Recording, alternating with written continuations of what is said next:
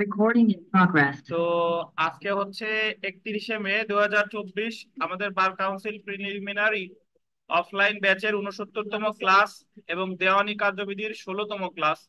আজকে আমরা আলোচনা করব কতদিন অ্যাকচুয়ালি সাথে শুরু করেছিলাম যে পর্যন্ত, তারপর থেকে কতদিন প্রকৃতপক্ষে আদি ডিগ্রির ভিত্তিতে আপিল শুরু করেছিলাম। 96 ধারাটা আলোচনা করেছিলাম, অ্যাকচুয়ালি সাথে আজকেই শুরু। তো আমরা কতদিন আলোচনা করেছিলাম যে আদি ডিগ্রির ভিত্তিতে আপিল আলোচনা করছি 96 থেকে 99 ধারা, এবং আদেশ যদি বলি 41 আদেশ। তো কতদিন 96 থেকে 99 ধারা পর্যন্ত আলোচনা করা হয়েছিল। আজকে আমরা দেখেন 41 আদেশ, আপিল সম্পর্কিত পদ্ধতিগত বিধান। দেখেন 41 বিধিতে আপিল সংক্রান্ত পদ্ধতিগত বিধান আলোচনা করা হয়েছে, অর্থাৎ কিভাবে আপিল দায়ের করতে হবে, আপিলের শুনানি কখন হবে, শুনানি মুলতবি, আপিল শুনানির সময় হাজির না হলে ফলাফল ইত্যাদি নিয়ে আলোচনা করা হয়েছে। তো আমরা চলে আসি, দেখেন প্রথমে আপিলের আকার। আপিলের আকার আন্ডারলাইন করেন। ফর্ম অফ আপিল, প্রত্যেকটি আপিল আন্ডারলাইন করবেন। আপিলের স্মারকলিপি বা গোল দিবেন মেমোরান্ডাম অফ আপিল আকারে দায়ের করতে হবে। স্মারকলিপি বা মেমোরান্ডাম অফ আপিল যখন মূল মামলা দায়ের করে সেটাকে বলে, মূল মামলা যেটার মাধ্যমে দায়ের করে সেটাকে বলে আরজি। আরজি। আর আপিল যখন আপনি দায়ের করবেন, ওই যে জিনিস লিখিত জিনিসটা আদালতে জমা দিচ্ছেন সেটাকে আরজি বলে না, সেটাকে বলে স্মারকলিপি বা মেমোরান্ডাম অফ আপিল। দেখেন ফৌজদারি মামলার ক্ষেত্রে আপিল দায়ের করে পিটিশন আকারে। কি আকারে? পিটিশন। আর দেওয়ানি মামলার ক্ষেত্রে স্মারকলিপি বা মেমোরান্ডাম আকারে। মনে রাখবেন। তারপরে আসি শর্ত সমূহ, যে আপিলের স্মারকলিপি আন্ডারলাইন করবেন আপিলকারী কর্তৃক বা বাতেরটা গোল দেন বা তার উকিল কর্তৃক স্বাক্ষরিত হতে হবে, এটা বাধ্যতামূলক। একটু আমি চলে যাই 6 দেশের আপনার কত বিধি, 14তে। 6 দেশের 14 বিধিতে বলা হয়েছে প্লিডিংস এ সিগনেচার করবে কে? বাদী হইলে বাদী আর তার আইনজীবী, বাদী এবং তার আইনজীবী মানে দুইজন। কিন্তু আপিলে সিগনেচার করবে আপিলকারী অথবা তার আইনজীবী, মানে কয়জন? একজন। হয় আপিলকারী করবে অথবা কে উকিল করবে। কিন্তু মামলায় যদি হতো তাহলে সিগনেচার করতে কয়জন? ওই বাদী এবং তার উকিল, অথবা বিবাদী এবং তার উকিল। জি। পরে দেখেন, এত এটাই স্বাক্ষরের কথাটা যেন মনে থাকে। আপিলের স্মারকলিপিতে বা মেমোরান্ডাম অফ আপিল যে ডিগ্রির বিরুদ্ধে আপিল করা হচ্ছে সেই ডিগ্রির আপত্তি সমূহ উল্লেখ করতে হবে। অর্থাৎ আপনি একটা ডিগ্রির বিরুদ্ধে আপিল করতেছেন, কেন আপিল করতেছেন, ওই ডিগ্রিতে আপনি কি কি কারণে সংক্ষুব্ধ, আপনার আপত্তিগুলো আপিলের স্মারকলিপিতে উল্লেখ থাকবে। আপিলের স্মারকলিপির সাথে আন্ডারলাইন করবেন একটি ওকালতনামা দিতে হবে যদি আইনজীবী, আন্ডারলাইন করেন, যদি আইনজীবী আপিল দায়ের করে। অর্থাৎ পরীক্ষায় প্রশ্ন আসবে যে আপিলের স্মারকলিপির সাথে ওকালতনামা দেওয়া বাধ্যতামূলক কখন? যখন এই আপিলটা দায়ের করে কে? আইনজীবী। অনেক ক্ষেত্রে আপনারা দেখবেন যে ওকালতনামা শব্দটা ব্যবহার করছে। ওকালতনামা, ওকালত না বলে বলতেছে কি ওকালতনামা। ওকালতনামা হলো হাইকোর্টে ব্যবহার করে, এই কথাটা ভারতেও ব্যবহার করে, আবার হাইকোর্টে নর্মালি ওকালতনামা বলে না, ওদের লেখা কি ওকালতনামা। জি। তারপরে দেখেন, যে ডিক্রি বা রায়ের বিরুদ্ধে আপিল করা হচ্ছে সেই ডিক্রি বা রায়ের একটি সত্যায়িত কপি দিতে হবে। ডেফিনেটলি আপনি যে ডিক্রির বিরুদ্ধে বা রায়ের বিরুদ্ধে আপিল করতেছেন তার তো একটা নকল সত্যায়িত কপি অবশ্যই দেওয়া লাগবে। তাহলে আমার কি কি লাগতেছে? প্রথমে স্মারকলিপিতে আইনজীবী বা তার আপিলকারী স্বাক্ষর করবে। তারপরে আপনার ডিগ্রির আপত্তি সমূহ স্মারকলিপিতে থাকতে হবে। অবশ্যই আইনজীবী যদি আপিল করে কি দিতে হবে? ওকালতনামা। আর যে ডিগ্রির বিরুদ্ধে আপিলটা করা হচ্ছে সেই ডিগ্রি বা রায়ের একটি কি দিতে হবে? সত্যায়িত কপি। তো এই জিনিসটা যদি আপনি মনে রাখেন, ওই আমরা লিখিত পরীক্ষার সময় প্রশ্নে আসে যে আপিলের স্মারকলিপিতে কি কি জিনিসপত্রের উল্লেখ থাকে, কি কি উপাদান আপিলের স্মারকলিপি, তখন এটা আপনি এটা লিখলে হবে। তো বিগত বছরের প্রশ্ন চলেন। জি। হ্যাঁ, বিগত বছরের প্রশ্ন যে প্রত্যেকটি আপিলের মেমোতে স্বাক্ষর করবো কে? মেমো, মেমো বলতে এখানে বোঝাইছে মেমোরান্ডাম বা স্মারকলিপি। মেমোতে কয়জন স্বাক্ষর করবে? আপিলকারী বা তার উকিল। এটা যেন মনে থাকে। আচ্ছা। তারপরে দেখেন, আপিলে যে সকল কারণ সমূহ বা হেতু সমূহ গ্রহণযোগ্য হতে পারে, grounds which may be taken in appeal. আর একটা জিনিস মনে রাখেন, মূল মামলা যে দায়ের করে তাকে বলে বাদী, যার বিরুদ্ধে দায়ের করে তাকে বলে কি, বিবাদী। আপিল যিনি দায়ের করেন তাকে বলে আপিলকারী, আপিলকারী। আর যার বিরুদ্ধে আপিলটা দায়ের করে তাকে বলে প্রতিবাদী, প্রতিবাদী। আর ইংরেজিতে বলে অ্যাপিলেন্ট আর রেসপন্ডেন্ট, অ্যাপিলেন্ট আর রেসপন্ডেন্ট। যেরকম বাদীরে বলে প্লেইনটিভ, বিবাদীরে বলে ডিফেন্ডেন্ট, ঠিক একই ভাবে যে আপিল দায়ের করে তাকে কি বলে, আপিলেন্ট। আর যার বিরুদ্ধে আপিলটা দায়ের করে তাকে বলে রেসপন্ডেন্ট। প্রতিবন্ধী,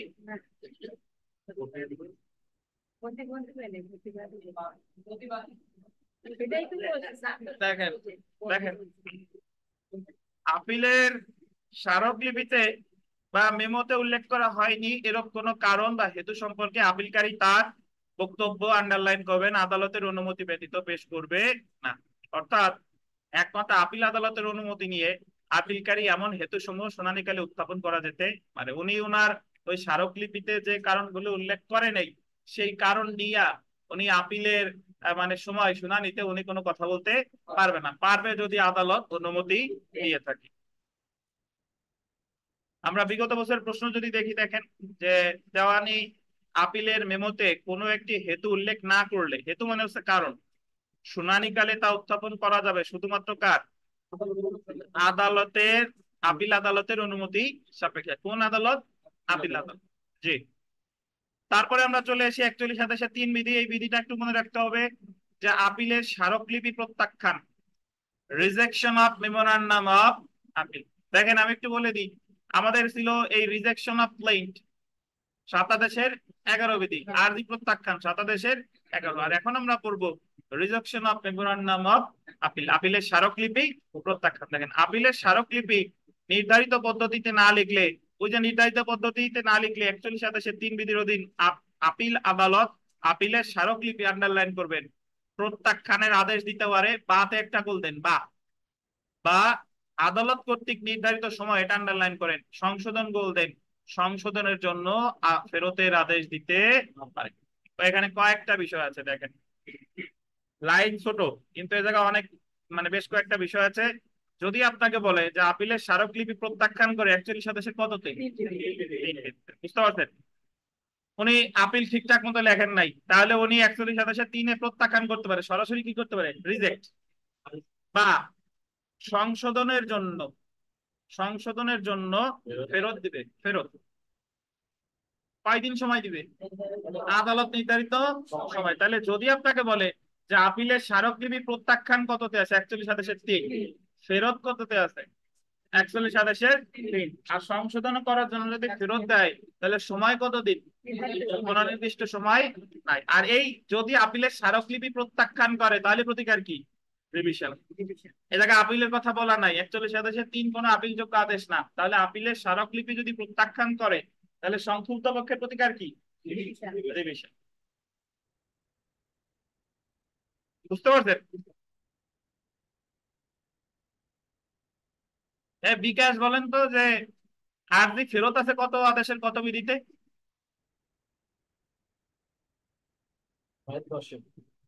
দারুন, 6-10, 7-10, 7-10 হলো আর্জি ফেরত, আর্জি প্রত্যাখ্যান হলো 7-11। আর আপিল ফেরত বলেন, আপিলের মেমো ফেরত বলেন, প্রত্যাখ্যান বলেন, উভয়ই কত, 41-3।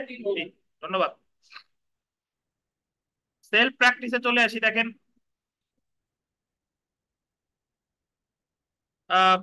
সেলফ প্র্যাকটিস মোটামুটি যা আছে সব পারবেন, এগুলা পড়ে নিবেন। যদি কোনোটা সমস্যা থাকে ইয়া করবেন। সবশেষে 9 নাম্বারটা দেখেন, 9 নাম্বার,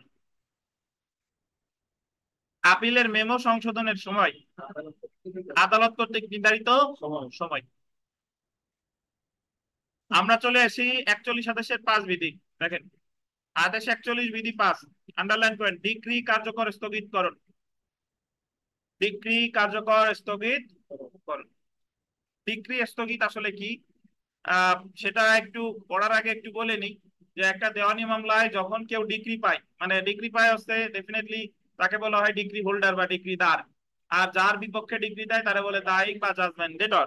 তো যে ডিগ্রি পেলো, মামলায় ডিগ্রি পাওয়ার সাথে সাথে সে ডিগ্রির ফল ভোগ করতে পারবে না, বরং তাকে আবার জারি মামলা করতে হয়। জারি মামলা সম্পর্কে আমরা কিন্তু পড়ে এসেছি। তো জারি মামলা করলে সে তো জারি মামলা করলো, কিন্তু যে দায়ী তার প্রতিকার তো সে ওই ডিগ্রির বিরুদ্ধে কি করে, আপিল করে। আপিলের আগে তার দেখতে হবে যে এই রিলেটেড কোনো জারি মামলা চলমান আছে কিনা। যদি জারি মামলা চলমান থাকে তাহলে জারি মামলা স্থগিতের আগে তো নাবে করতে হবে, তারপরে হচ্ছে কি আপিল।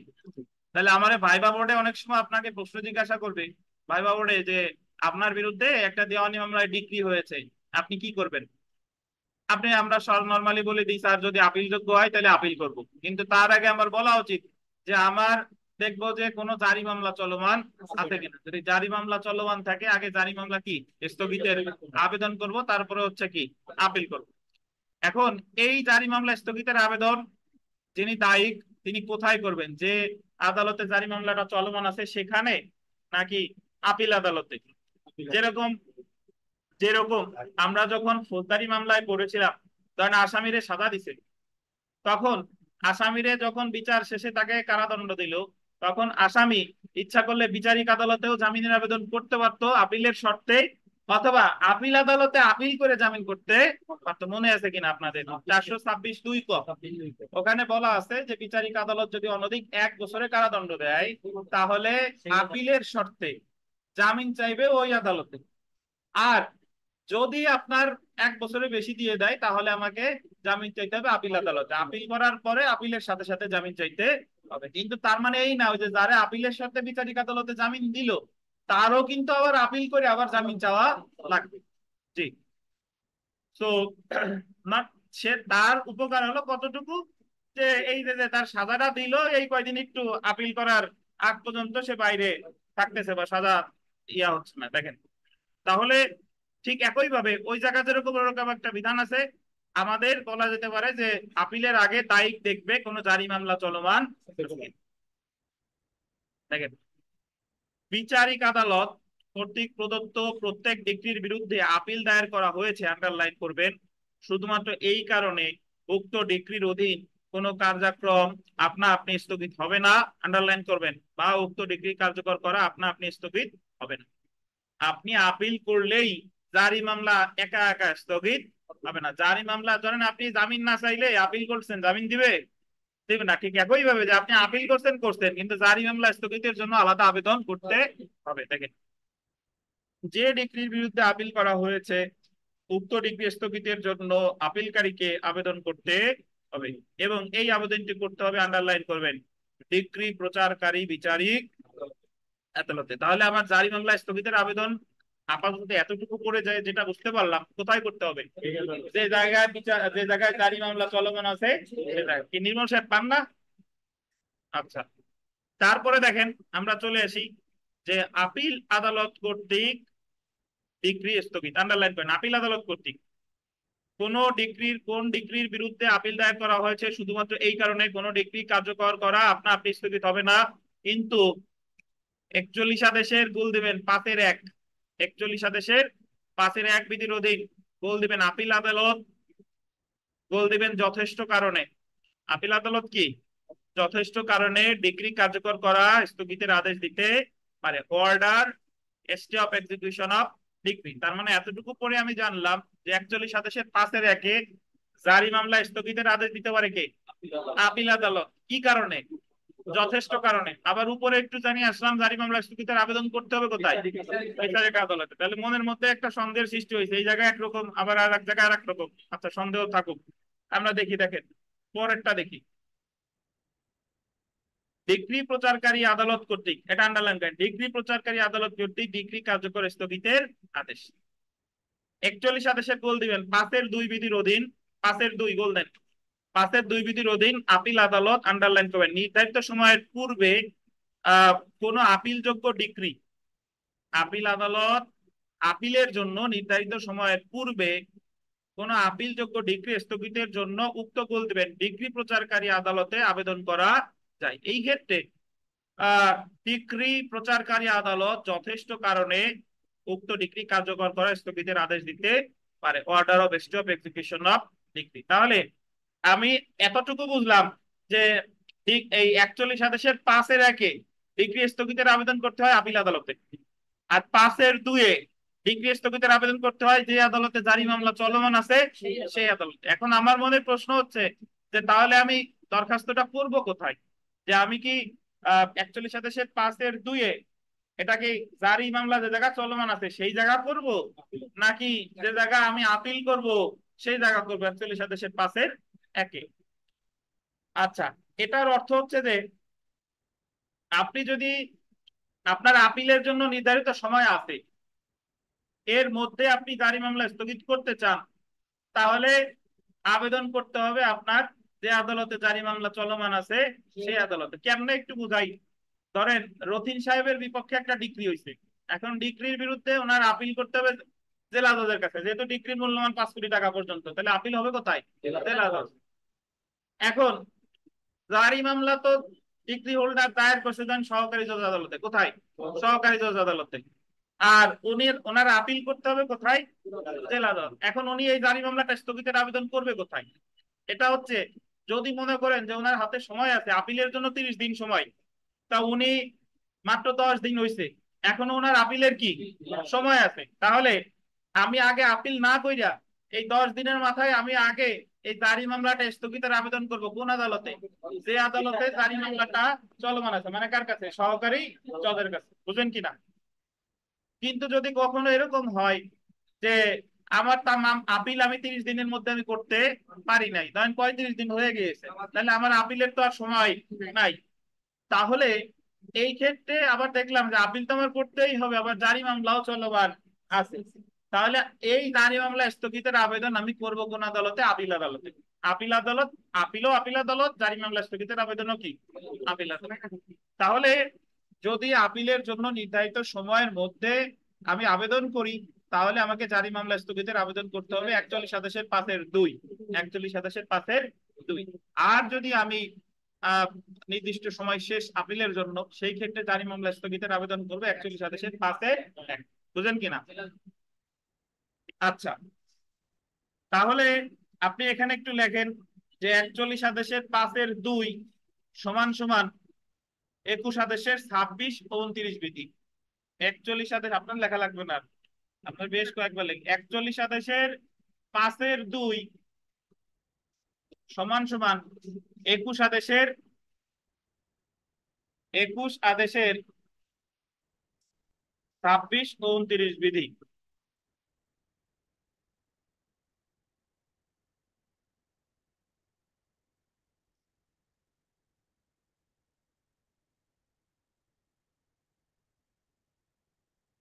মানে এই 41-5-2 এর যে বিধানটা, জারি মামলা স্থগিতের যে আবেদনটা, এরকম বিধান আর কোথায় আছে ভাই? 21-26 আর 21-29। আমরা বিগত বছরের প্রশ্নে আসি, দেখেন।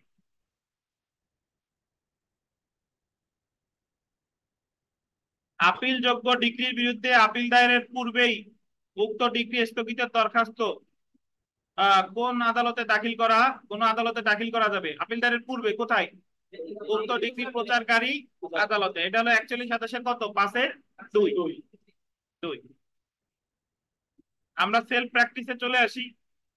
প্রশ্ন মোটামুটি যা আছে করে নিয়েন, যদি কোনো প্রশ্ন না বুঝেন আমার প্রশ্ন করবেন অবশ্যই। 4 নম্বর প্রশ্নটা দেখেন, 4 নম্বর, যে আপিলযোগ্য ডিগ্রির বিরুদ্ধে আপিল করা হলে যথেষ্ট কারণে গোল দিবেন আপিল আদালত।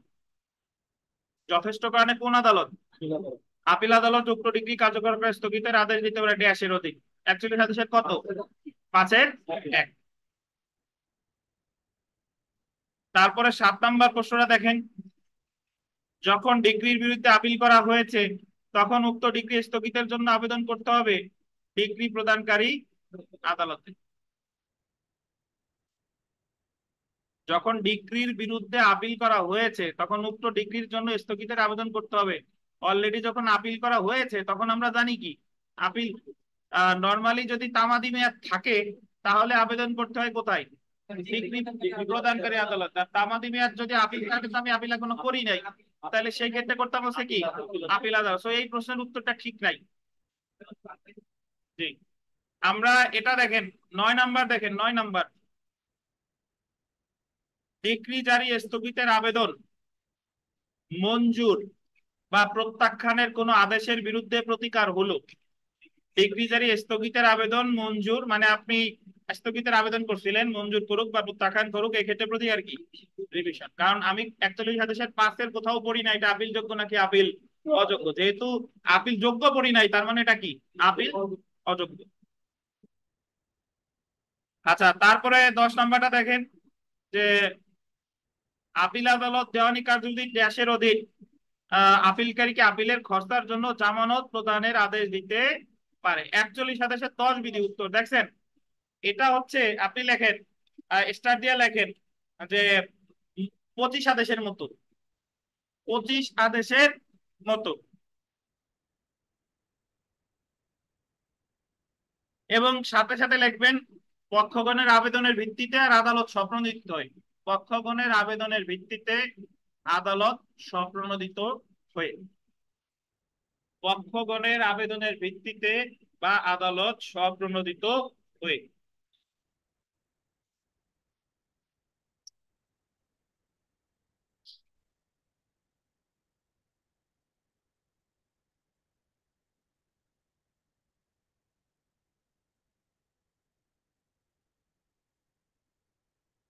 এটা একটু বুঝেন ভাই। এই জায়গায় 25 আদেশে কি বলছে আগে সেটা আপনাদের মনে করায় দিই। 25 আদেশে বলছে যে যদি কোনো বাদী বা বাদীগণ মামলা করে, কিন্তু সেই বা বাদীগণের বাংলাদেশে কোনো স্থাবর সম্পত্তি নাই, তারা থাকে বিদেশে। তারা ধরেন সবাই থাকে লন্ডন, কিন্তু তারা বাস করে কোথায়, মামলাটা করছে কোথায়, বাংলাদেশে, এবং বাংলাদেশে তাদের কোনো স্থাবর সম্পত্তি নাই। তখন বিবাদী এসে আদালতের কাছে আবেদন করবে, ইওর অনার, যে ওনারা বিদেশে থাকে, ওনাদের বাংলাদেশে কোনো স্থাবর সম্পত্তি নাই, এই মামলায় আমার যত খরচ হবে এই খরচ আমার দিতে বলেন বা জামানত হিসেবে আদালতে জমা দিতে বলেন। মূল মামলার ক্ষেত্রে কত আদেশ, 25 আদেশ। আর আপিলের ক্ষেত্রে হলো 41 আদেশের 10 বিধি। মানে একজন ব্যক্তি আপিল করছে, কিন্তু বাংলাদেশে তার কোনো স্থাবর সম্পত্তি নাই, সে থাকে কোথায়, বিদেশে।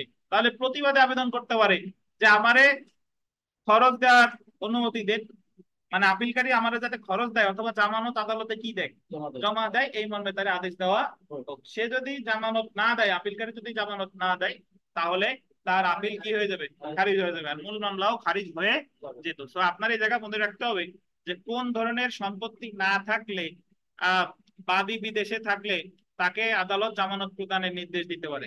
কোন ধরনের সম্পত্তি, স্থাবর। মূল মামলার ক্ষেত্রে কত, 25 আদেশ। আর আপিলের ক্ষেত্রে 41 আদেশের 10 বিধি। এটা কি আদালত স্বপ্রণোদিত হয়ে দিবে, আদালত স্বপ্রণোদিত হয়ে দিবে, অথবা পক্ষগণ, পক্ষগণ মানে হচ্ছে বিবাদীর কথা আর কি, বিবাদীর আবেদনের ভিত্তিতে দিতে পারে।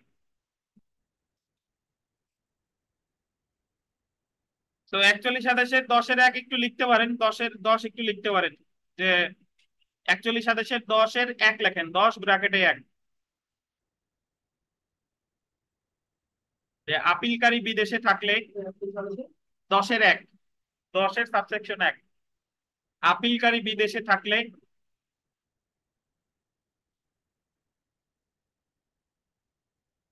এবং বাংলাদেশে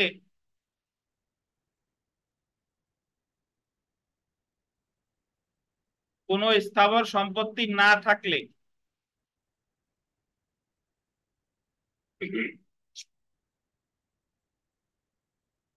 বাংলাদেশে কোনো স্থাবর সম্পত্তি না থাকলে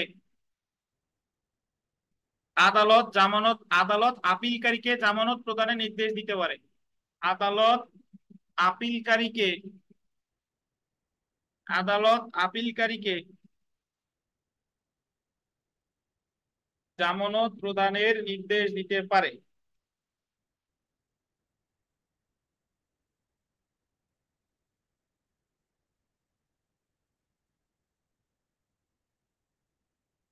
জামানত প্রদানের নির্দেশ দিতে পারে। 10-এর 2টা একটু লিখেন, 41 আদেশের 10-এর 2, ব্র্যাকেটে 10-এর 2 দিয়ে লেখেন জামানত না দিলে আপিল খারিজ হবে, জামানত না দিলে আপিল খারিজ হবে।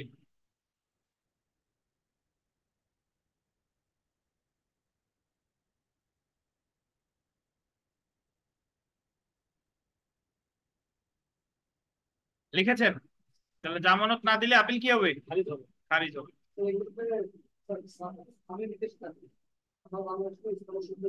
জি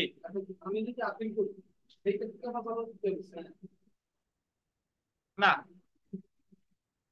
মানে আপনি, হ্যাঁ আপনি যদি আপিল করেন, মানে বাংলাদেশে আপনার, আপনি মামলায় হারছেন বা যে কোনো একটা আদেশের বিরুদ্ধে আপনি আপিল করছেন, কিন্তু বাংলাদেশে আপনার কোনো স্থাবর সম্পত্তি নাই, আপনি আপিল করে, আপনি থাকেন বিদেশে, তখন জামানত চাইবে যে প্রতিবাদী সেই। জি দেখেন, আপিল শুনানি এবং মুলতবি, আপিল শুনানি এবং মুলতবি, hearing and adjournment in appeal, hearing and adjournment in appeal, বিধি 12 এবং 12 ক। আমরা মোটামুটি আপনাদের একটু মনে করাই দিই যে মূল মামলায় মুলতবি আবেদন করতো 17 আদেশে, মনে আছে? 17 আদেশে। মিতা বলেন তো, যে মূল মামলায় মুলতবির আবেদনকে কয়টা পর্যায়ে ভাগ করছিল? কি কি? চূড়ান্ত শুনানি পূর্বে, আর একটা হলো চূড়ান্ত শুনানি পর্যায়ে। বলেন তো, চূড়ান্ত শুনানি পূর্বে যে কোনো পক্ষের অনুকূলে খরচ ছাড়া কয়টা মুলতবি আবেদন মঞ্জুর করতে পারে? খরচ ছাড়া কয়টা? যে কোনো পক্ষের অনুকূলে 6টা, আর খরচ সহ কয়টা? 3টা। খরচ সর্বোচ্চ কত? 1000, আর সর্বনিম্ন 200। আর চূড়ান্ত শুনানি পর্যায়ে খরচ ছাড়া কয়বার? একবারও করবে না। আর খরচ সহ কয়বার? 3বার। সর্বোচ্চ খরচ কত? 1000, সর্বনিম্ন হচ্ছে 200। আর যদি বাদীকে বা বিবাদীকে খরচ দিতে বললো, বাট সে খরচ দেয় নাই, তাহলে বাদী হইলে বাদীর মামলা খারিজ, বিবাদী হইলে বিবাদীর মামলা একতরফা নিষ্পত্তি। সেই ক্ষেত্রে প্রতিকার কি ছিল? রিভাইভাল অফ প্রসিডিংস, মামলা পুনর্জীবিত করার আবেদন 17 আদেশের 1-7 উপবিধি। এবং সেই ক্ষেত্রে আদালতে আবেদন করতে হতো, সেই আদালতে এবার টাকা দেওয়া লাগতো কত? কত টাকা? 2000 টাকা। 2000 টাকা, জি। হ্যাঁ 2000, 3000 কে বলে? 2000, 2000 ওখানে ফিক্স ছিল, জায়গা অনধিক 2000 না, জায়গা 2000 কি fixed। এবং আপনাদের মনে করাই দিই যে 17 আদেশে কোনো আপিল যোগ্য আদেশ ছিল না, অর্থাৎ মঞ্জুর করুক না মঞ্জুর করুক সকল ক্ষেত্রেই প্রতিকার কি? ঠিক একই ভাবে এখন আমরা চলে এসেছি যে আপিলের ক্ষেত্রেও মুলতবি আবেদন করা যায়, বাদীও বা প্রতিবাদীও করতে পারে, আপিলকারীও করতে পারে। দেখেন, আপিল আদালত আপিল শুনানির জন্য তারিখ নির্ধারণ করবে, কিন্তু যুক্তিযুক্ত কারণে আদালত আপিল শুনানি গোল দিবেন, মুলতবি ঘোষণা করতে পারে। দেওয়ানি কার্যবিধির 41 আদেশের গোল দিবেন 12 ক বিধির অধীনে আপিলে মুলতবি বা সময় চেয়ে দরখাস্ত দায়ের করা যায়। তো যদি আপনাকে বলে যে আপিলে সময়ের আবেদন করে 41 আদেশের কত বিধিতে? 12 ক, 41 আদেশের 12 ক। Well, তারপরে দেখেন, আপিলে মুলতবি 12 কথা কি আছে, আন্ডারলাইন করবেন। 12 ক, আপিলে মুলতবি বা অ্যাডজর্নমেন্ট ইন আপিল। তো যে সংখ্যক মুলতবি মঞ্জুর করতে পারে, প্রথমে দেখেন 41 আদেশের 12 ক, খরচ ছাড়া সর্বোচ্চ কয়টা? 3টা। এটা এটা আপনি মনে রাখবেন যে খরচ ছাড়া সর্বোচ্চ 3টা কার পক্ষে? যে কোনো পক্ষে। আপিলকারীকে তারে কি বঞ্চিত করবেন? যে কোনো পক্ষে। খরচ ছাড়া কয়টা? 3টা। আর এই জায়গা খরচ সহ দেখেন কোন নির্দিষ্ট, অর্থাৎ আপিলের ক্ষেত্রে খরচ সহ আনলিমিটেড। খরচ যদি দেয়, ইচ্ছা করলে আদালত তত সংখ্যক মঞ্জুর করতে পারে। তো এটা মনে রাখেন যে আপিলের ক্ষেত্রে খরচ ছাড়া কয়টা? 3টা। আর খরচ সহ নির্দিষ্ট নয়। এবং সর্বনিম্ন খরচ কত? 200, সর্বোচ্চ হচ্ছে 1000। ওই মূল মামলার ক্ষেত্রেও কিন্তু খরচের অ্যামাউন্টটা একই ছিল, মনে আছে কিনা? আচ্ছা, পরেরটা দেখেন যে আপিলে কোনো পক্ষের অনুরোধ ক্রমে আপিল আদালত প্রত্যেক পক্ষকে প্রথমে 3টি শুনানি মুলতবি মঞ্জুর করতে পারে কোনো প্রকার খরচ ছাড়া। কোনো পক্ষের অনুরোধ করবে, কোনো পক্ষ শব্দটা বলবেন, কোন পক্ষ মানে কি? আপিলকারী হতে পারে, প্রতিবাদীও হতে পারে, জি। 3-এর অধিক শুনানি মুলতবি মঞ্জুর করার ক্ষেত্রে আদালত উক্ত পক্ষকে, আন্ডারলাইন করবেন, ন্যূনতম 200 টাকা ও অনধিক 1000 টাকা খরচ অপর পক্ষকে প্রদানের নির্দেশ দিবে। এই ক্ষেত্রে খরচ সহ সর্বোচ্চ কয়টি মুলতবি মঞ্জুর করতে পারে তা উল্লেখ করা হয়নি। তো যদি আপনার পরীক্ষায় প্রশ্ন আসে যে আপিল পর্যায়ে খরচ সহ আদালত সর্বোচ্চ কয়টি মুলতবি আবেদন মঞ্জুর করতে পারে, কোনো নির্দিষ্ট কোনো সংখ্যা নেই। এবার আমরা চলে আসি, দেখেন খরচ প্রদানে ব্যর্থতার ফলাফল। আমরা মূল মামলার ক্ষেত্রে জানতাম যে খরচ দিতে পারলে মূল মামলা হতো খারিজ, বাদীর মামলা হতো খারিজ, আর বিবাদীর মামলা হতো কি একতরফা ডিসপোজ এক্সপার্টি বা এক্সপার্টি ডিসপোজাল। বুঝতে পারছেন? এবার তাহলে আসেন যে আমরা ইয়া করি যে এরূপ খরচ প্রদানের আদেশ যদি আপিলকারী ব্যর্থ হয়, আন্ডারলাইন করে, তাহলে আপিলটি খারিজ হবে। আপিলকারী ব্যর্থ, ওই জায়গায় মূল মামলা কি হতো খারিজ, আর এই জায়গায় আপিলকারী ব্যর্থ হলে এই জায়গায় কি হচ্ছে খারিজ। যদি প্রতিবাদী বা রেসপন্ডেন্ট অমান্য করে, তাহলে আদালত আপিলটি একতরফা নিষ্পত্তি করতে মানে ওই জায়গাও কিন্তু একতরফা নিষ্পত্তি ছিল। তো আমরা মূল মামলার সাথে মানে তুলনা করে করে পড়বো, ওখানেও ছিল মামলা খারিজ, আর এই জায়গা হলো আপিল খারিজ। ওই জায়গা হলো মামলা একতরফা নিষ্পত্তি, আর এই জায়গা কি আপিল একতরফা নিষ্পত্তি। এছাড়া আমরা জানতাম যে মূল মামলার ক্ষেত্রে সর্বদা কি করা যেত, রিভিশন। রিভিশন এই খারিজ আদেশের বিরুদ্ধে বা একতরফা নিষ্পত্তির বিরুদ্ধে কি করা যেত, রিভিশন। ঠিক একই ভাবে আপিল যদি খারিজ করে প্রতিকার কি, রিভিশন। আপিল যদি একতরফা নিষ্পত্তি করে প্রতিকার কি, রিভিশন। এছাড়া ওখানে করা যেত রিভাইভাল অফ প্রসিডিংস বা মামলা পুনর্জীবিত করার আবেদন। এখানে দেখেন আপিল পুনর্জীবিত করা বা রিভাইভাল অফ আপিল। আপিল পুনর্জীবিত করা বা রিভাইভাল অফ আপিল। দেখেন যে পক্ষের খরচ প্রদানে ব্যর্থতার কারণে আপিলটি খারিজ করা হয়েছে বা একতরফা নিষ্পত্তি হয়েছে, সেই পক্ষ উক্ত আপিল পুনর্জীবিত বা পুনরায় চালু করতে গোল দিবেন 30 দিনের মধ্যে। কয় দিনের মধ্যে? 41 আদেশের 12 ক বিধির অধীন উক্ত আপিল আদালতে আবেদন করতে পারে। এই ক্ষেত্রে আদালত আবেদনকারীকে আন্ডারলাইন করেন সর্বনিম্ন 200 টাকা এবং সর্বোচ্চ 1000 টাকা খরচ প্রদানের আদেশ দিতে পারে। এই জায়গায় আপিলের ক্ষেত্রে সব জায়গায় 200 1000 200 1000, কিন্তু মূল মামলার ক্ষেত্রে রিভাইভাল অফ প্রসিডিংস ছিল কত, 2000 2000 ফিক্স ছিল। আর এই জায়গা সর্বোচ্চ 1000, সর্বনিম্ন কত, 200। আবেদনকারী এমন খরচ জমা না দিলে শুধুমাত্র তখনই আদালত আপিল পুনর্জীবিত করার আবেদন মঞ্জুর করতে পারে। মানে দিলে আর কি, যদি দেয় তখনই আপিল পুনর্জীবিত করার আবেদন মঞ্জুর করতে পারে। বুঝতে পারছেন? তাহলে জেনে রাখা ভালো, যদি আমরা দেখি 12 ক বিধির অধীন আপিল পুনর্জীবিত করা কোনটা,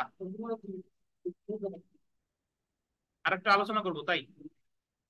আচ্ছা, বিষয় হচ্ছে যে আপনাকে আদালত, আপনি সময়ের আবেদন করছেন আপিলকারী হিসেবে, আদালত কোন প্রকার খরচ ছাড়া মঞ্জুর করতে পারে 3 বার। চতুর্থবারের বার আপনার কাছে কি চাইবে, খরচ চাইবে। খরচ সর্বোচ্চ কত, 1000, সর্বনিম্ন 200। আপনি আপিলকারী, খরচ চাইলেও দিতে পারেন নাই, আপিল কি হয়ে যাবে, খারিজ। তাহলে এই ক্ষেত্রে আপনার প্রতিকার আছে দুইটা। আপনি সরাসরি খারিজাদেশের বিরুদ্ধে রিভিশনে যেতে পারেন, অথবা আপনি আপিল পুনর্জীবিত করার আবেদন করবেন কোন আদালতে, সেই একই আদালতে। কয়দিনের মধ্যে, 30 দিনের মধ্যে। বাট এই ক্ষেত্রে আপনার খরচ চাইবে আদালত সর্বোচ্চ কত, 1000, সর্বনিম্ন। যদি আপনি বলেন এই আপিলের যে আবেদনটা আপনি করছেন পুনর্জীবিত করার, এটাও যদি নামঞ্জুর হয়, তাও কি, তাও হচ্ছে রিভিশন। জেনে রাখা ভালো। 12 ক বিধির অধীন আপিল পুনর্জীবিত করার আদেশ প্রত্যেক পক্ষের ক্ষেত্রে গোল দিবেন 11, একবারের বেশি মঞ্জুর করবে না প্রত্যেক পক্ষের, অর্থাৎ বাদী আপিলকারী একবার, প্রতিবাদী একবার। একটা সহজ মনে রাখার সিস্টেম হচ্ছে, যত জায়গা ক আছে, ধরেন 9 আদেশের 9 ক, 9 আদেশের 13 ক, এই যে 41 আদেশের 12 ক, এই সুবিধাগুলো একবারের বেশি পাওয়া যায়। হ্যাঁ বলেন। বাদ দেওয়া লাগবে না, 12 কই মনে রাখেন, 2 বাদ দেওয়া লাগবে না, আপনার 12 ক মনে রাখলেই হবে।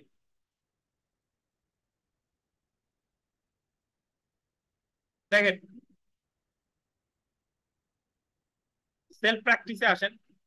সেলফ প্র্যাকটিসের 2 নম্বর প্রশ্নটা দেখেন যে আপিলে কোনো পক্ষের অনুরোধে আপিল আদালত শুনানির নিমিত্তে খরচ ছাড়া, বল দেবেন খরচ ছাড়া সর্বাধিক কতবার আপিল মুলতবির আবেদন মঞ্জুর করতে পারে, খরচ ছাড়া কয়বার, 3 বার। 3 নাম্বার দেখেন আপিলে কোনো পক্ষের অনুরোধে আপিল আদালত শুনানির নিমিত্তে খরচ সহ, খরচ সহ সর্বাধিক কতবার আপিল মুলতবির আবেদন মঞ্জুর করতে পারে, কোনো নির্দিষ্ট সংখ্যা নাই। 4 নাম্বারটা দেখেন 3 বারের অধিক তিনবারের অধিকবার আপিল মুলতবি মঞ্জুর করলে আপিল আদালত কত টাকা খরচ প্রদানের আদেশ দিতে পারে? সর্বনিম্ন 200, সর্বোচ্চ 1000। মোটামুটি পারবেন, এগুলো সমস্যা নাই। আর এই জায়গাতে প্রশ্ন আসে পারবেন। আমরা পরবর্তী পেজে চলে আসি। দেখেন, আপিল খারিজ এবং একতরফা শুনানি, ডিসমিসাল অফ আপিল আর হিয়ারিং আপিল এক্সপার্টি। তার আগে বিথিকা বিশ্বাস বলেন যে মামলা খারিজ হয় কখন, মামলায় একতরফা ডিক্রি হয় কখন?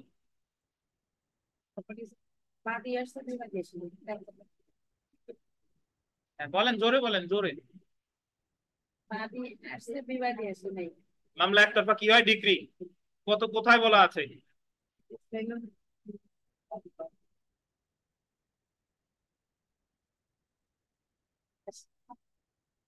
আরিফ সাহেব,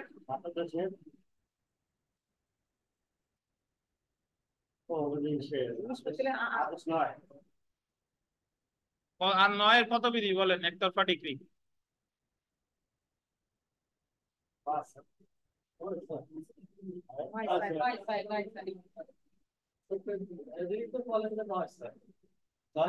একতরফা ডিক্রি তো বললো, এবার আপনি খারিজ বলেন। আরিফ সাহেব বলেন মামলা খারিজ কি? নয় আদেশে খারিজ করার কয়টা বিধিতে বলেন? চারটে বলে দিছে মিতা, এখন চারটে কি কি বলেন আপনি?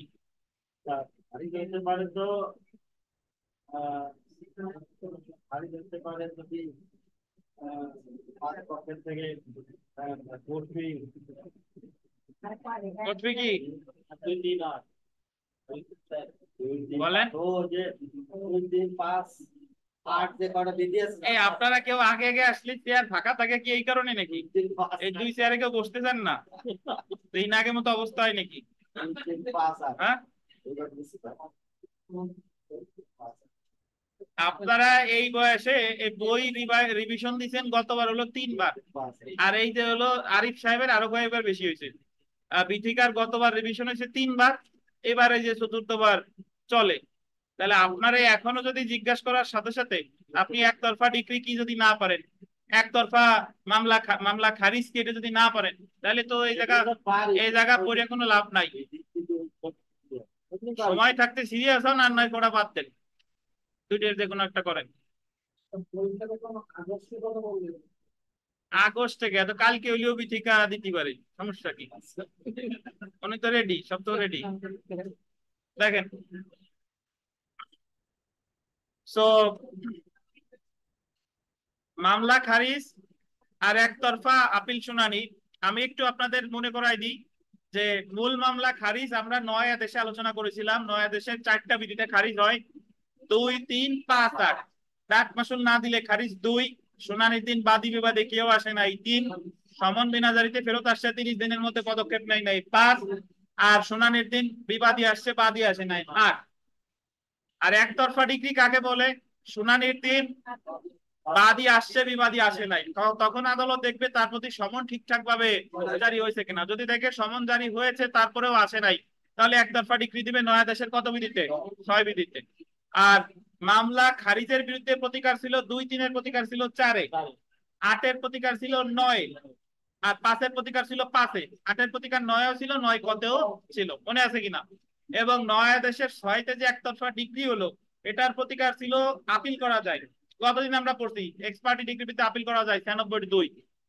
13-তে ছিল 9 আদেশের 13, 9 আদেশের 13-র কতে ছিল? এরপরে ছিল আপনার রিভিউ করা যায়, রিভিউ করা যায়। তো একতরফা ডিগ্রির বিরুদ্ধে প্রকৃতপক্ষে প্রতিকার ছিল কয়টা? 4টা দিক।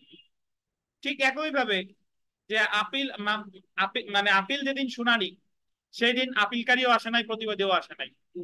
আপিলকারী কোর্ট ফি, মানে আপিল যার নোটিশ জারির জন্য ফি দেয় নাই, আপিলকারী আসছে, প্রতিবাদী আসে নাই। ওই মূল মামলায় যেরকম হতে পারে আপিলের ক্ষেত্রেও কি সেরকম হতে পারে। দেখেন, আমার উল্টো সামান্য মানে তুলনা করে পড়াইতে যাই, আমার উল্টো আবার 9 আদেশ আপনাকে পড়ানো লাগলো, 9 আদেশ মনে নাই।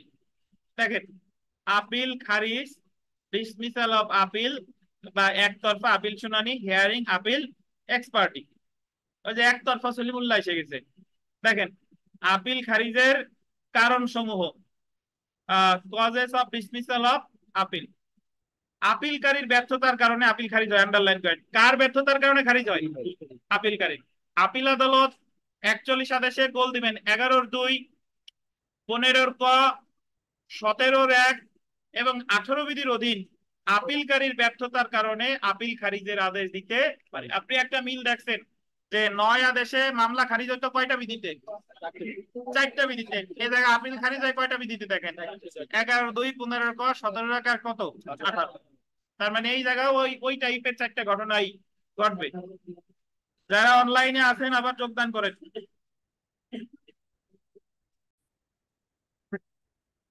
আচ্ছা, দেখেন আপিল খারিজ না হলে ভাই, আপিল খারিজ, সরি, আপিলকারী হাজির না হলে, আপিলকারী হাজির না হলে 41 আদেশের গোল দেবেন 11-2 এবং 17-1 বিধির অধীন আপিলের শুনানির জন্য নির্ধারিত দিনে আপিলকারী বা অ্যাপিলেন্ট উপস্থিত না হলে আপিল আদালত আপিলটি খারিজ করে দিতে পারে। কত? 11-2 আর কত? 17-1।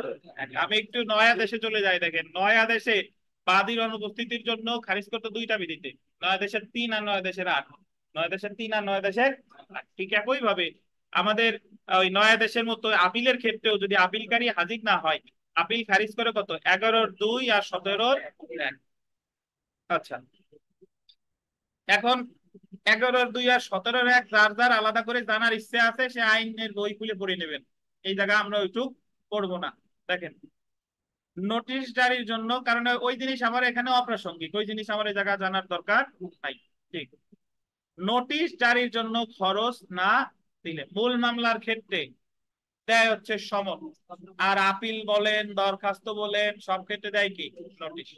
তো মূল মামলায় সমন জারির জন্য খরচ না দিলে মূল মামলা খারিজের জন্য আদেশের কত? 2। আদেশের 2। এবার দেখেন 41 আদেশের 18 বিধির অধীন নোটিশ জারির জন্য, এটা কত বিধি? 18 বিধি। তাহলে 41 আদেশের 18 বিধি 9 আদেশের কোন বিধির মতো? নোটিশ জারির জন্য যে খরচ প্রয়োজন তার নির্ধারিত সময়ের মধ্যে আপিলকারী জমা দিতে ব্যর্থ ব্যর্থ হওয়ার কারণে প্রতিবাদীকে নোটিশ না দেওয়া গেলে আপিল আদালত আপিলটি খারিজ করে দিতে পারে। তাহলে ভাই অনুপস্থিতির জন্য খারিজ করতেছে 11-2, 17-1। 11-2, 17-1। নোটিশ জারির জন্য খারিজ করতেছে কত? 18। পরেরটা চলে আসেন যে আপিল পরিচালনার জন্য ব্যবস্থা গ্রহণে ব্যর্থ হলে এটা একটু আমাদের 9 থেকে একটু অন্যরকম। 9-এর যেটা ছিল যে সমন বিনা জারিতে ফেরত আসছে তার বিরুদ্ধে পদক্ষেপ নিতে হতো কতদিন? 1 মাস বা 30 দিনের মধ্যে। আর এখানে বলতেছে যে আপিল পরিচালনার জন্য যদি ব্যবস্থা গ্রহণে ব্যর্থ হয় কি কি দেখেন 41 আদেশের 15 ক বিধির অধীন হাইকোর্ট বিভাগে, এটা বলতেন হাইকোর্ট বিভাগে 15 ক বলতেন আর হাইকোর্ট বিভাগ বলতেন। হাইকোর্ট বিভাগে আপিল গ্রহণের পর নির্ধারিত সময়ের মধ্যে, আন্ডারলাইন করেন, আপিলকারী আপিল পরিচালনার জন্য প্রয়োজনীয় ব্যবস্থা গ্রহণে ব্যর্থ হলে বা আন্ডারলাইন করবেন তদবির করতে ব্যর্থ হলে হাইকোর্ট বিভাগ আপিলটি খারিজ করে দিতে পারে। 15 কথা বলতেছে যে হাইকোর্টে আপিল করছেন, করার পরে হাইকোর্টের আপিলে আপনি আর কোনো স্টেপ নেন নাই, কোনো পদক্ষেপ গ্রহণ করেন নাই, তাহলে পদক্ষেপ গ্রহণ না করলে তো আপিল খারিজ করবেই। এটা কততে? 15। তাহলে আমার এই বিধিগুলো মনে রাখতে হবে। কেন মনে রাখতে হবে? এটা আমার কাজে লাগবে রিটেনে গিয়ে। এখন কষ্ট করলে রিটেনে গিয়ে সুফল পাবেন। রিটেনে প্রশ্ন আসে যে একটা আপিল কিভাবে খারিজ হয়, একটা আপিল কিভাবে একতরফা নিষ্পত্তি। এই এই এই বইতে যতটুকু আছে হুবহু এইটুকু লিখলেই পাস হবে ইনশাল্লাহ। তাহলে মনে রাখবেন খারিজ হচ্ছে 11-2, 17-1 যদি অনুপস্থিত থাকে। আপিলকারী অনুপস্থিতির কারণে খারিজ হচ্ছে 11-2 আর 17-1। বুঝেন? নোটিশ জারির ফি দেয় নাই কততে? 18-তে। 18-তে। আর হাইকোর্টে তদবির গ্রহণ করে নাই কততে? 15। এবার আমরা চলে আসি, দেখেন যে আপিল খারিজের বিরুদ্ধে প্রতিকার। সাধারণত আমি কোনো প্রতিকার যদি নাও জানি, এই যে যে আপিলটা খারিজ হলো এই 4টা বিধির অধীনে আমি সরাসরি কিসে যাইতে পারি? রিভিশন। বুঝতে পারছেন? ওই যে আমার, আপনার মনে আছে কিনা যে 2-3-এর আদেশের বিরুদ্ধে সরাসরি রিভিশনে যাওয়া যাইতো, তারপরে 8-এর আদেশের বিরুদ্ধেও সরাসরি রিভিশনে যাওয়া যাইতো। বুঝেন কিনা? ঠিক একই ভাবে যে আপিল খারিজ করছে, আমি আর কোনো প্রতিকার জানি বা না জানি, এই 4টা আদেশের বিরুদ্ধে সরাসরি আমার প্রতিকার আছে কি? রিভিশন। তবে একটার বিরুদ্ধে রিভিশন করা যাবে না, সেটা হলো যে হাইকোর্ট বিভাগ যেটা খারিজ করছে। কারণ হাইকোর্ট বিভাগ খারিজ করলে রিভিশন করতে হবে হাইকোর্টের চেয়ে উচ্চ আদালতে, হাইকোর্টের উচ্চ আদালত আর রিভিশন নাই। যাই হোক, আপিল খারিজের বিরুদ্ধে এবার আমরা নর্মালি কি প্রতিকার পাবো একটু দেখি। দেখেন 41-11-2-15-ক 17-1 বিধির অধীন আপিল আদালত আপিলকারীর ব্যর্থতার কারণে আপিলটি খারিজের আদেশ দিলে আপিলকারী গোল দিবেন 19 বিধির অধীন গোল দিবেন 30 দিনের মধ্যে গোল দিবেন আপিলটি পুনঃগ্রহণ বা পুনরুদ্ধার আবেদন করতে পারে। মে অ্যাপ্লাই ফর গোল দিবেন readmission or restoration of appeal. তার প্রথম প্রতিকার হচ্ছে 19 বিধিতে আপিলটি পুনঃগ্রহণ বা পুনরুদ্ধারের আবেদন করা খারিজাদেশের কয়দিনের মধ্যে। এটা অনেকটা আমাদের নয় আদেশের 9-এর মতো। 8-এ যদি খারিজ করে তাহলে আমি প্রতিকার ছিল নয় আদেশের 9 কয়দিনের মধ্যে, 30 দিনের মধ্যে। এই জায়গায় আমার কোনো খরচের 9-এ কোনো খরচ লাগতো না, মনে আছে। ঠিক একই ভাবে 41-19-এ আমার কোনো খরচ লাগবে না, তবে আপনার সাফিসিয়েন্ট কজ দেখাইতে হবে যে কেন আপনি আসতে পারেন নাই। আচ্ছা, এই জায়গায় লেখেন 19 না মঞ্জুর হইলে আপিল, মঞ্জুর হইলে রিভিশন। 19 নাম ওই যে 9-এর কথা মনে আছে, 9 না মঞ্জুর হইলে ছিল আপিল আর মঞ্জুর হইলে রিভিশন। ঠিক একই ভাবে 19 বিধি, 19 বিধি যদি না মঞ্জুর হয় তাহলে আপিল, এটা একটা আপিলযোগ্য আদেশ, আর মঞ্জুর হইলে রিভিশন।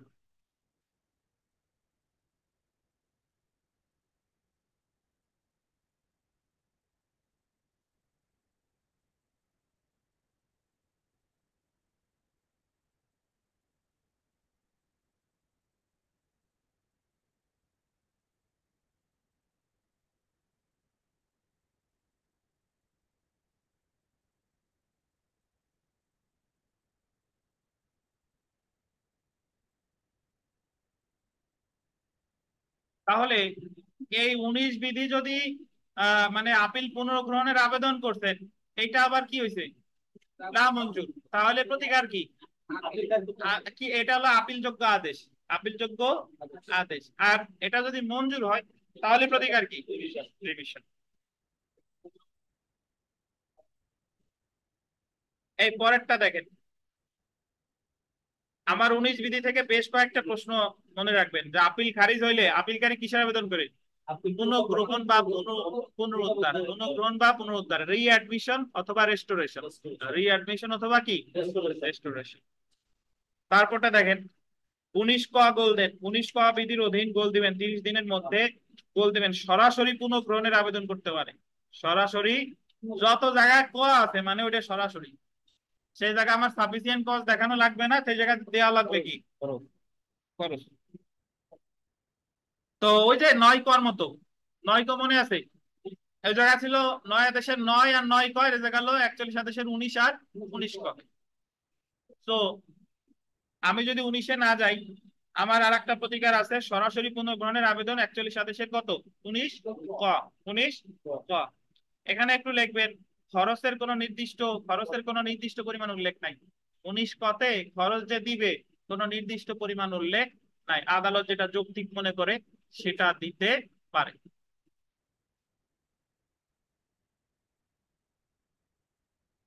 বিদিকা 9 কতে খরচ ছিল কত,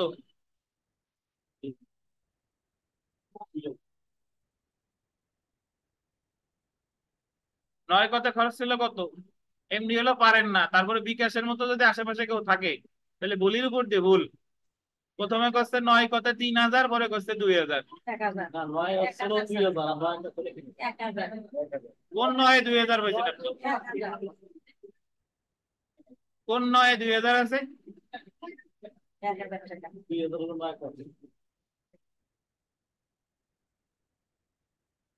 কোন 9 কতে 2,000 আছে, আমরা হিসেব মিলে দেন যে কোন 9 কতে 2,000 আছে।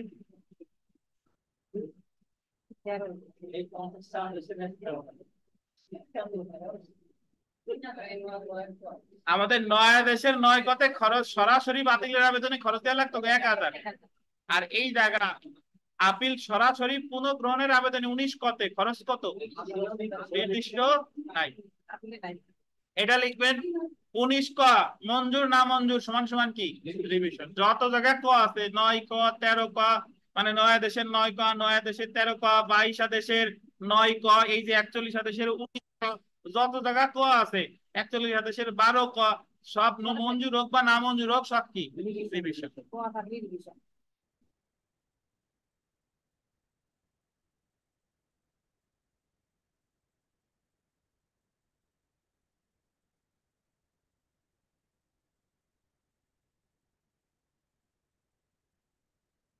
পরেরটা দেখেন, তাহলে আমার প্রতিকার 19-এ আমি আবেদন করতে পারি, অথবা 19 কতে আমি আবেদন করতে পারি, অথবা দেখেন রিভিশন করতে পারবে কিন্তু আপিল করতে পারবে না। মানে হচ্ছে যে ওই 4টা আদেশে যে আপিল খারিজ করলো, ওই খারিজ আদেশের বিরুদ্ধে আমি কি করতে পারি, রিভিশন করতে পারি। চলে আসেন এই পেজে। আচ্ছা, এখন এখানে ওই যে 19 এ যে 30 দিন ছিল, 19-এ যে 30 দিন, এই 30 দিন হলো 168 অনুচ্ছেদ, 168 অনুচ্ছেদ। আর 19 কতে যে 30 দিন, এটা ওই 19 কতেই।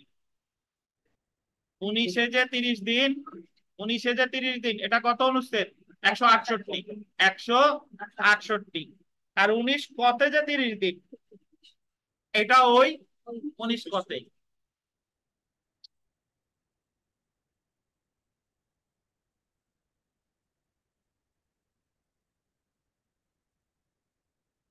রথীন সাহেব বলেন যে মামলা খারিজ আদেশ রদের আবেদন করে 9 দেশের 4-এ বা 9 দেশের 9-এ, খারিজ আদেশের কয়দিনের মধ্যে?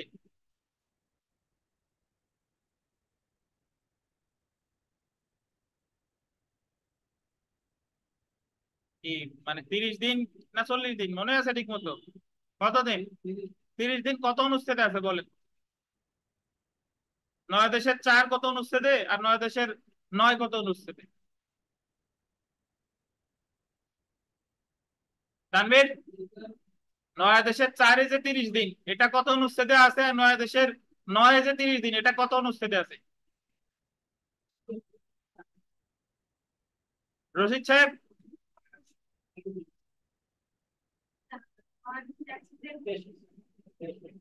এই মেঘনা বলেন।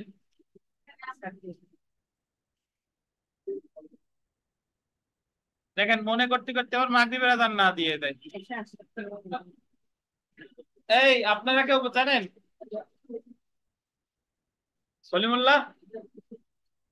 164 না 163। 9 দেশের 4-ও 163, 9 দেশের 9-ও 163, আর একতরফা ডিগ্রি রদ এটা হলো 164।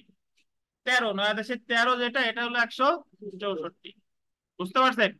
আর এখানে আপিল খারিজের যে 30 দিন, 19, এটা কত, 168। আচ্ছা, আমরা পরের পেজে আসি। দেখেন তামাদি, এই যে তা লিমিটেশন, তদবিরের অভাবে for want of prosecution, appeal খারিজের আহ, তারিখ হতে 30 দিনের মধ্যে আপিল পুনঃগ্রহণ বা পুনরুদ্ধার, এটা গোল দিবেন রিঅ্যাডমিশন অথবা রেস্টোরেশন, আবেদন করবে। তামাদি আইনের কত অনুচ্ছেদ, 168। পরেরটা দেখেন যে আপিল পুনঃগ্রহণের আবেদন প্রত্যাখ্যান করলে প্রতিকার, এটা আমি অলরেডি বলে দিয়েছি, তারপরেও দেখেন 19 বিধির অধীন আপিল পুনঃগ্রহণ বা পুনরুদ্ধার আবেদন গোল দিবেন না মঞ্জুর বা প্রত্যাখ্যান করলে। না মঞ্জুর বা কি প্রত্যাখ্যান করলে উক্ত প্রত্যাখ্যান আদেশ হলো আপিলযোগ্য আদেশ এবং এর বিরুদ্ধে আপিল করা যাবে। কিন্তু আপিল পুনঃগ্রহণের আবেদন গোল দিবেন মঞ্জুর করে, মঞ্জুর করে প্রদত্ত কোনো আদেশের বিরুদ্ধে আপিল করা যাবে না। বলছি আগেই নাকি? তাহলে আমরা আপিল খারিজ হলে কি হতে পারে, আপিল খারিজের বিরুদ্ধে কি প্রতিকার, এটা কিন্তু আমরা পেয়ে গেলাম। এবার আসেন আপিলের একতরফা শুনানি। আন্ডারলাইন করেন আপিলের একতরফা শুনানি, হিয়ারিং আপিল এক্সপার্ট। 41 আদেশের গোল দিবেন 17-2 বিধির অধীন, যে ক্ষেত্রে আন্ডারলাইন করেন আপিলকারী হাজির হয় কিন্তু প্রতিবাদী হাজির হয়নি। তিনি আপিল করেছেন, তিনি হাজির হয়েছে, কিন্তু যার বিরুদ্ধে আপিল করা হয়েছে তিনি কি হাজির হয়নি। সেই ক্ষেত্রে আপিলটি আন্ডারলাইন করবেন একতরফা শুনানি হবে বা এক্সপার্টি, হিয়ারিং এক্সপার্টি, একতরফা ডিক্রি না কিন্তু, একতরফা কি। আপনি একটা জিনিস মনে রাখবেন যে একতরফা ডিক্রি আমাদের দেওয়ানি কার্যবিধিতে এক জায়গায় আছে, 9 দেশের 6, 9 দেশের 6, আর কোথাও কিন্তু একতরফা ডিক্রি নাই। অর্থাৎ আপিল শুনানির জন্য নির্ধারিত দিনে প্রতিবাদী হাজির না হলে একতরফা শুনানি হতে পারে, বাধ্য না কিন্তু। আদালত ইচ্ছা করলে পরবর্তী তারিখ পর্যন্ত মুলতবিও রাখতে পারে। এখন প্রতিকারে আসেন, যদি একতরফা শুনানি করে তাহলে প্রতিকার কি? 41 2 অধীন আপিল আদালত প্রতিবাদীর অনুপস্থিতির কারণে আপিলটি একতরফা শুনানি করে রায় ঘোষণা করলে প্রতিবাদী, আন্ডারলাইন করবেন, 21 অধীন আপিলটি গোল দেবেন, পুনঃ শুনানির জন্য আবেদন করতে পারে। May apply for rehearing. May apply for কি? আগেরটা ছিল রিঅ্যাডমিশন আর রেস্টোরেশন, আর এটা হলো কি? রিহিয়ারিং বা পুনঃ শুনানি। সো আপিলকারী আবেদন করে পুনঃগ্রহণ বা পুনরুদ্ধার, আর প্রতিবাদী আবেদন করে পুনঃ শুনানি। পুনঃ শুনানি এই 21-এর পাশে লেখেন, না মঞ্জুর হইলে আপিল, মঞ্জুর হইলে রিভিশন। 21-এর আবেদন না মঞ্জুর হইলে আপিল, মঞ্জুর হইলে রিভিশন।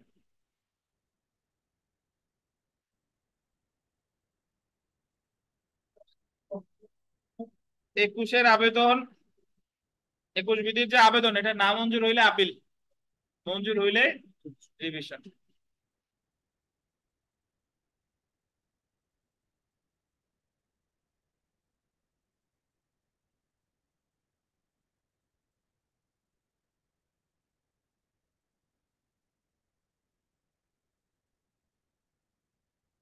এবং 21-এর যে আবেদনটা, এটা করতে হবে 30 দিনের মধ্যে। আমি একটা জিনিস আপনাদের বলছিলাম, যে মামলা খারিজ আদেশ রদ বলেন, একতরফা ডিক্রি রদ বলেন, আপিল খারিজ রদ বা আপিল পুনঃশুনানির আবেদন, যত দরখাস্ত আছে ম্যাক্সিমাম দেখবেন যে সব 30 দিন। সব কি 30 দিন? তো এই যে 30 দিন, আগেরটা ওই যে আপিল খারিজ মানে আপিল পুনরুদ্ধার বা পুনঃগ্রহণের যে আবেদন, ওটা কত অনুচ্ছেদ ছিল? 168, 168। আর এই যে পুনঃ শুনানির আবেদন, এটা হলো 169। তামাদিনের 100। ওই যে আগেরটার মতো আপনি মামলা খারিজ রদের আবেদন 163, আর একতরফা ডিগ্রি রদের আবেদন 164। ঠিক একই ভাবে আপিল পুনঃগ্রহণের আবেদন 168, আপিল পুনঃ শুনানির আবেদন কত? 169।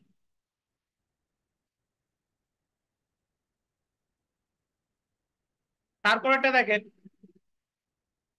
21 ক বিধির অধীন বা ওই যে তার আগে একটা আছে দেখতেন, বা 21 ক বিধির অধীন আপিলটি সরাসরি পুনঃশুনানির জন্য আবেদন করতে পারে। May apply for direct rehearing of appeal.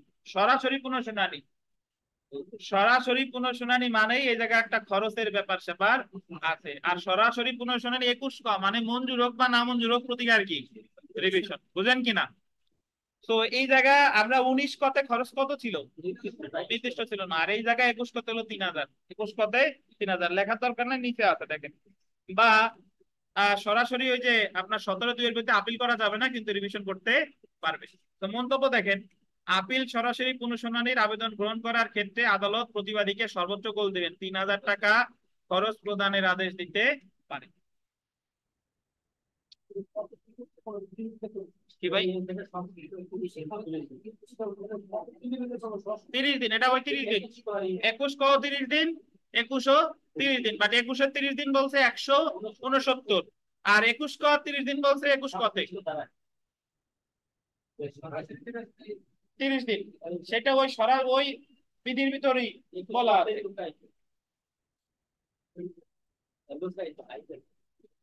এই যে তামাদিতে চলে আসেন, দেখেন তামাদি, যে আপিলের একতরফা শুনানি হয়েছে, পুনরায় তা শুনানির জন্য দরখাস্ত an application for rehearing of appeal hear heard ex parte দায়ের করতে হবে, এক্সপার্টি দায়ের করতে হবে 30 দিনের মধ্যে। কত?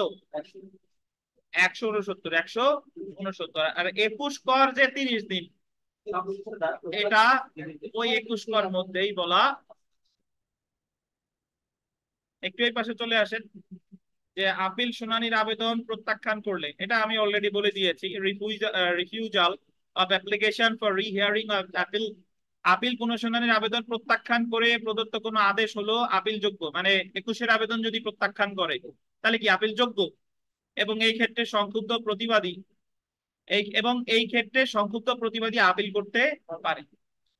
আর আপিল পুনঃশুনানির আবেদন মঞ্জুর করে প্রদত্ত আদেশের বিরুদ্ধে আপিল করা যাবে না। সেই ক্ষেত্রে যিনি আপিলকারী, তিনি করবে কি? রিভিশন। আচ্ছা,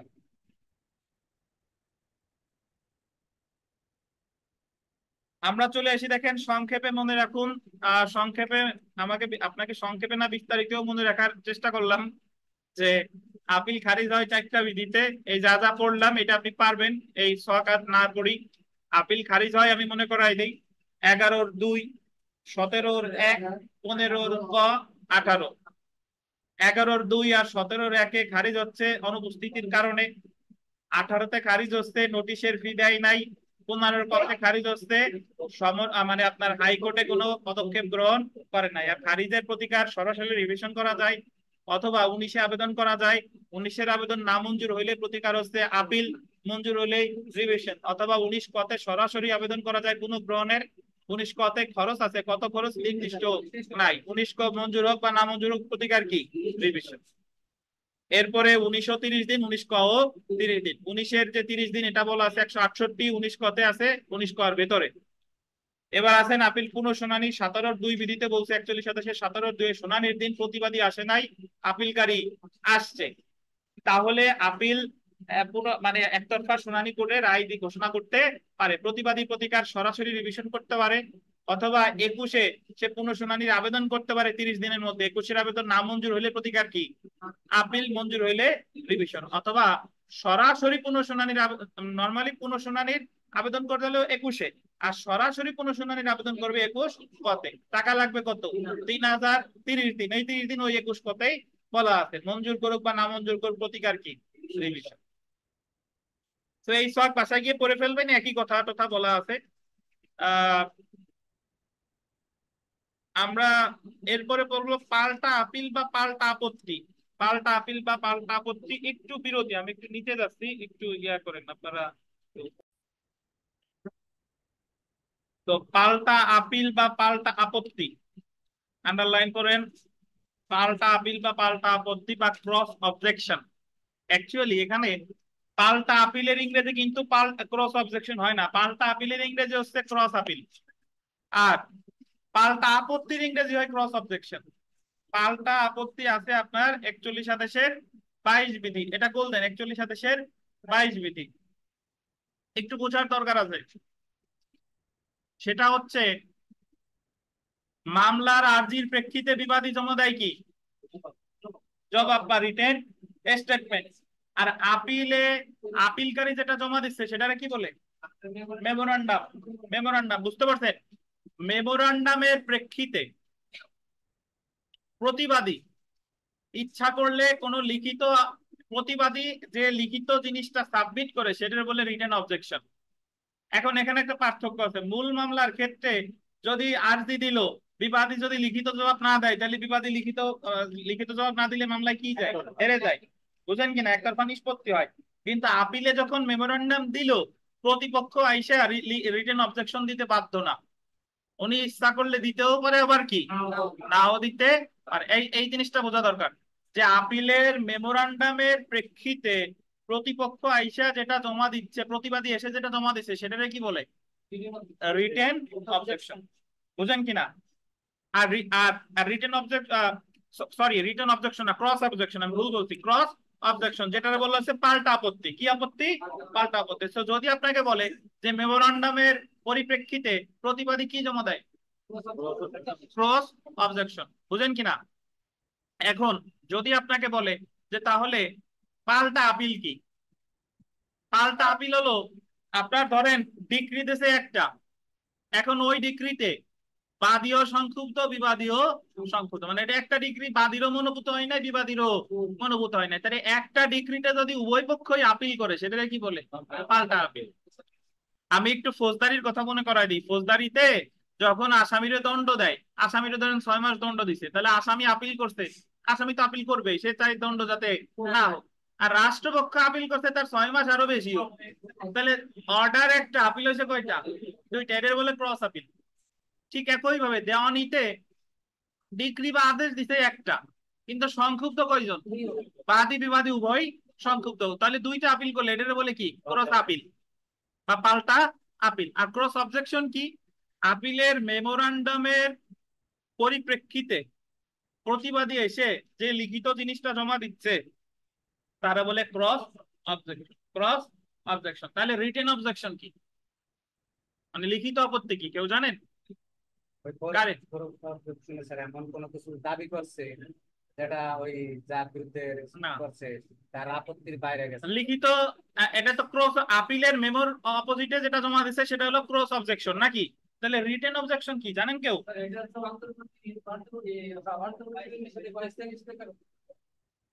হ্যাঁ শুনেন, আপনি যখন কোনো দরখাস্ত দিচ্ছেন, ধরেন আপনি অস্থায়ী নিষেধাজ্ঞার আবেদন করছেন, রায়ের পূর্বে ক্রোকের আবেদন করছেন, রায়ের পূর্বে আটকের আবেদন করছেন, উইডিং সংশোধনের আবেদন করছেন, আপনি তো আবেদনটা করছেন দরখাস্তের আকারে। ওই দরখাস্তের প্রতিপক্ষ এসে যে আপত্তিটা জানাচ্ছে সেটা বলে লিখিত আপত্তি বা রিটেন অবজেকশন। রিটেন অবজেকশন আলাদা করে কোনো আদেশের কোনো বিধিতে নাই। ধরেন অস্থায়ী নিষেধাজ্ঞা চাইছে বাদী, তাহলে বিবাদী এসে ওই দরখাস্তের প্রেক্ষিতে একটা লিখিত আপত্তি দিচ্ছে, রিটেন অবজেকশন দেয়, বিবাদ এসে বলতেছে ইওর অনার এই জায়গায় তার অস্থায়ী নিষেধাজ্ঞার কোনোই দরকার নাই। বুঝেন কিনা? তাহলে আরজির পরিপ্রেক্ষিতে আসতেছে লিখিত জবাব, দরখাস্তের পরিপ্রেক্ষিতে আসতেছে কি লিখিত আপত্তি বা রিটেন অবজেকশন, আর মেমোরান্ডামের পরিপ্রেক্ষিতে আসতেছে কি ক্রস অবজেকশন বা পাল্টা আপত্তি। এত তথ্য বহুল পড়া পড়াই আপনাকে, যে একটা জিনিস পড়াইতে গেলে আপনাদের যাতে কোনো মোটামুটি সমস্যা না হয়, সব আলোচনা করার পরেও যারা মাথায় পড়েন না বা ধরতে পারেন না, এটা আপনাদের জন্য ব্যর্থতা। তাহলে পাল্টা আপত্তি হচ্ছে আপিলের মেমোরান্ডামের অপোজিট, আর লিখিত আপত্তি হচ্ছে কি কোন দরখাস্তের প্রেক্ষিতে যেটা জমা দেয়। আর লিখিত জবাব তো জানেন, আর যে প্রেক্ষিতে যেটা জবাব দেয় সেটা কি লিখিত জবাব। তাহলে আপনার পরীক্ষায় ভাবে প্রশ্ন আসতে পারে, আমাদের ভাইভাতে পরীক্ষায় জিজ্ঞাসা করে যে রিটেন অবজেকশন কি, তখন অনেকে পারে না, ডব্লিউ বলে রিটেন অবজেকশন। রিটার্ন অবজেকশন হলো বলবেন যে যদি কোনো দরখাস্তের প্রেক্ষিতে অপরপক্ষ এসে যে আপত্তি জানায় সেটাকে বলে কি রিটেন অবজেকশন। আর আপিলের মেমোরান্ডামের পরিপ্রেক্ষিতে অপরপক্ষ আইসা যে লিখিত জিনিসটা সাবমিট করতেছে সেটার বলে কি ক্রস অবজেকশন। ধন্যবাদ, দেখেন একটু পড়ি। তবে ক্রস অবজেকশন দিতে কি বাধ্য? ক্রস অবজেকশন দিতে বাধ্য না, যার মন চাই দিবে, না চাইলে না দিবে। দেখেন দেওয়ানি কার্যবিধির 1908-এর 41 আদেশের 22 বিধিতে আন্ডারলাইন করবেন, ওয়ার্ডার 41 বিধি কত 22 পাল্টা আপত্তি বা রিটেন অবজেকশন সংক্রান্ত বিধান আছে।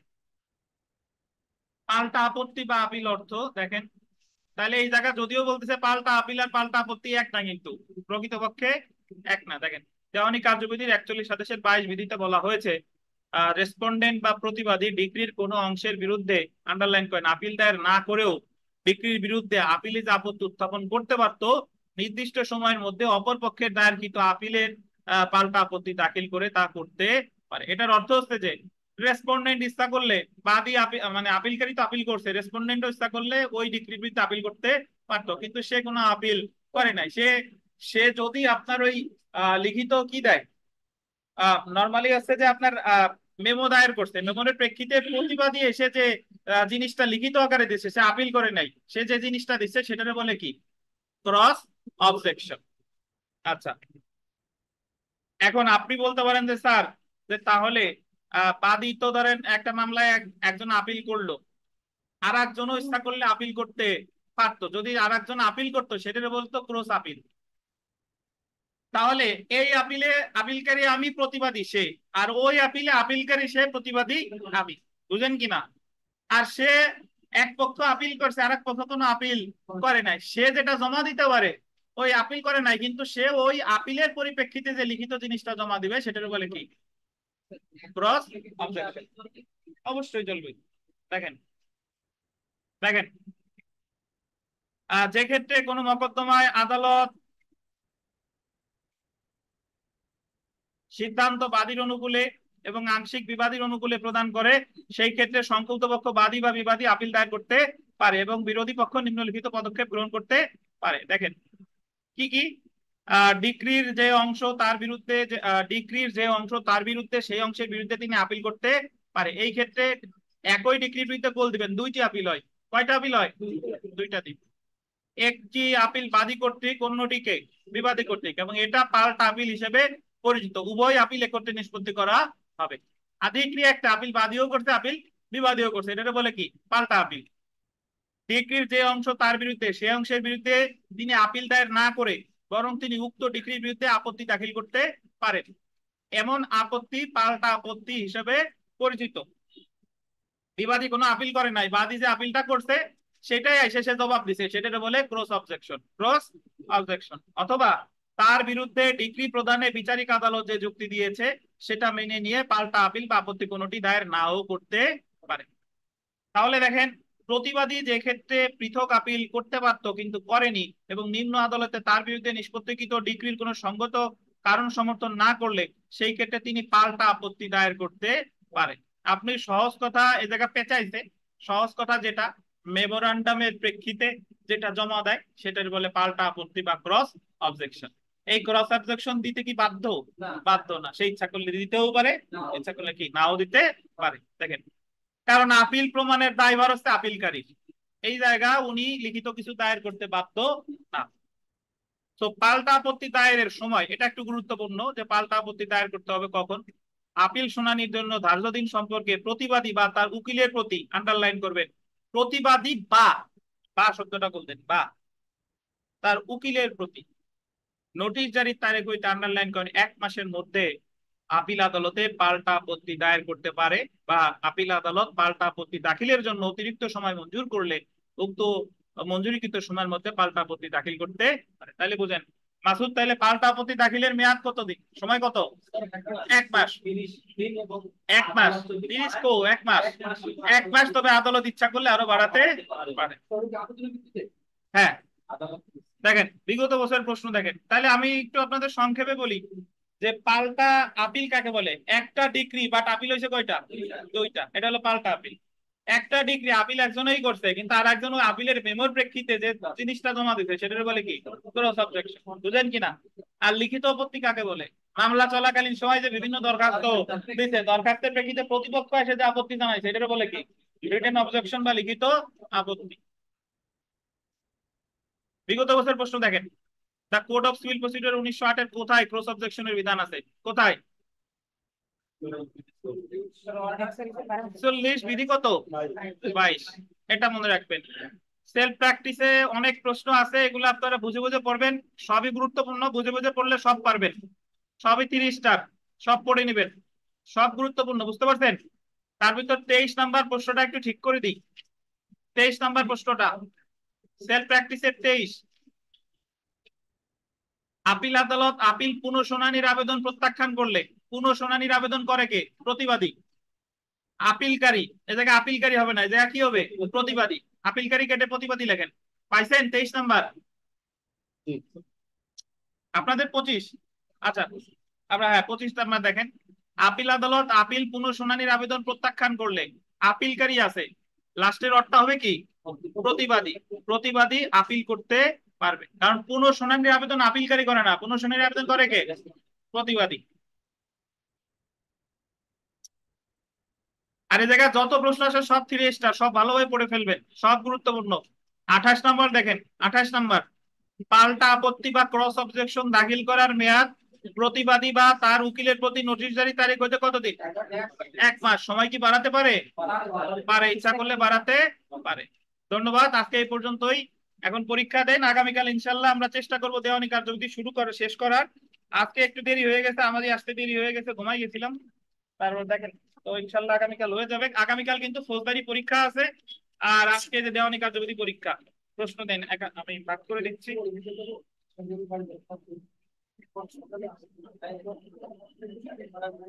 এই এক একটা নেন, এই একটা নিয়ে পাস করে দেন, পাশে একটা নিয়ে পাস করে দেন।